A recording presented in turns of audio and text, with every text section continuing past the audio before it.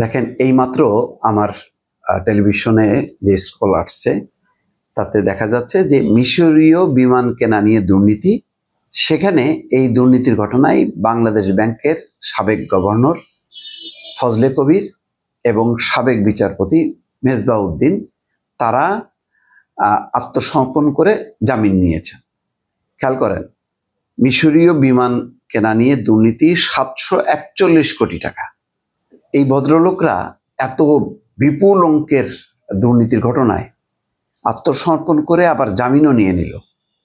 আর বহু মামলার এখন কারাগারে পৌঁছতেছে, যাদের আসলে একজ্যাক্ট কোনো মামলা এখন দাঁড়ি করাইতে পারেনি। অনেক সাংবাদিক, অনেক বিভিন্ন পেশার লোকজন আছে, একটা গণহারে হত্যা মামলা দিয়ে তাদেরকে আটক করে রাখা হয়েছে। আমার কথা হলো যে এত বড় যদি দুর্নীতির সাথে যুক্ত থাকে মিশরীয় বিমান কেনা, তো ফজলে কবির, মেজবাউদ্দিন এরা কোন ক্রাইটেরিয়ায় জামিন পাইল? কেন? বহুত ভোগাস মামলা করা হচ্ছে, হত্যা মামলা, তো তাদেরকেও ওর মধ্যে ঢুকাই দিয়ে জেলে রাখা উচিত। কারণ এরা তো জামিন পেল, কোনো না কোনো উপায়ে দেশ ছেড়ে ভাগবে। এবং বড় দুর্নীতির ঘটনার কিন্তু কোনো এখন পর্যন্ত কোনো হিস্সা হয়নি। ওই যে পাচার টাকা 2 লক্ষ কোটি 5 লক্ষ কোটি টাকা পাচার হয়ে গেছে, কই একটা টাকাও তো আসেনি।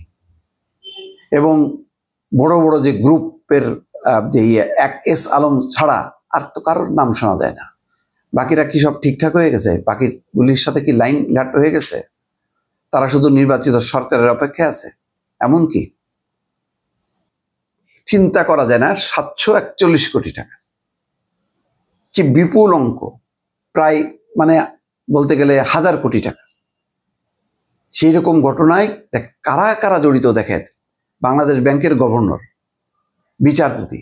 তার মানে এমন একটা নেক্সাস শেখ হাসিনার আমলে, যে বিচার বিভাগ বলেন, ব্যাংকিং খাত বলেন, রাজনৈতিক খাত বলেন, তারপরে পুলিশ প্রশাসন, সেনাবাহিনী সব মিলায় একটা রমরম একটা মাফিয়া চক্র। এই মাফিয়ারা বাংলাদেশ থেকে কোটি কোটি টাকা, শত শত হাজার কোটি টাকা বের করে নিয়েছে নানা উপায়, নানা কেনাকাটার কোনো শেষ ছিল না গত 15 বছরে। যেমন বাংলাদেশের রেমিটেন্স আসছে, তেমনি লোপাটও হয়েছে সমানে। দেখেন না, খুব সুন্দর যে পদ্মা সেতু আমরা বিশ্ব ব্যাংকে দেখাই দিলাম করে দেশীয় অর্থে করব, তো দেশীয় অর্থ করার নামে আর এক লুটপাট হয়েছে। সে সীমাহীন লুটপাট। 100 টাকার বালিশ কেনা হয়েছে 10,000 টাকায়। এই তো চলছে।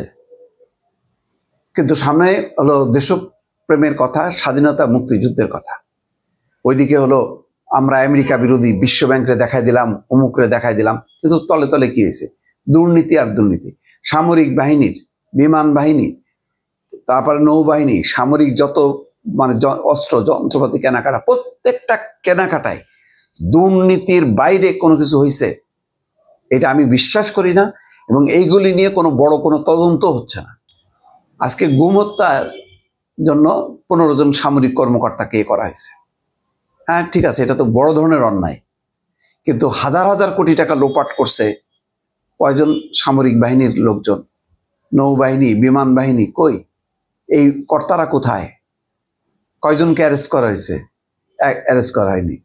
মিশরীয় বিমান, এটা কি এটা কি বাংলাদেশ বিমানের? বাংলাদেশ বিমানের হইলে বুঝলাম, তো সামরিক যন্ত্রপাতি, বিমান, জাহাজ, অস্ত্র কেনা, এই কেনাকাটায় স্বচ্ছতা কোথায়? এই কেনাকাটায় কারা কারা জড়িত হয়েছে? কোনো কিচ্ছু নাই। শুধু ওই যে মুখ চেনা কিছু লোকজন দিয়ে বাস বিশাল কাজ করলো। ধরলো শাহরিয়ার কবির, ধরলো ওই যে কি বলে বিচারপতি মানিক, তারপরে মোজাম্মেল বাবু, শাকিল, রূপা, এরা। আরে ভাই, এরা যদি দুর্নীতিও করে থাকে, কয় টাকা? আপনি শত শত হাজার কোটি টাকা আপনি ধরতেছেন আলতু ফালতু সমস্তগুলি। পান্নাকে আটক করলেন কি জন্য? আবু আলম মোহাম্মদ শহীদ খান কি কারণে? তারপরে কার্জন কি কারণে? খুব কষ্ট লাগে। এত এলোমেলো, এত অগোছালো, এত মেরুদণ্ডহীন একটা কি বলবো সরকারের কর্মকাণ্ড, এবং অগোছালো, কোনো প্ল্যানিং নাই। খুবই দুর্ভাগ্যজনক ভাই। এতই যদি এই অবস্থা হবে, তাহলে এতদিন ক্ষমতা থাকার দরকার কি ছিল? সুশীলা কার্কির মতন বললেই হইতো। আপনি ক্ষমতায়ও থাকতে যাবেন, আবার ক্ষমতাটাকে কিভাবে গোছায় কাজ করতে হয় সেটাও আপনি জানেন। আপনার কোনো ইউনিট নাই, যা ছিল ওই বৈষম্য বিরোধী ওইটাকে পলিটিক্যাল পার্টির রূপ দিয়ে বাস তার 12টা বাজায় দিচ্ছে।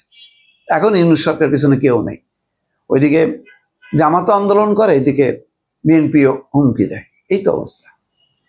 যাক, মানে এক কথা বলতে যে অন্য কথা চলে আসলো। ভালো থাকবেন।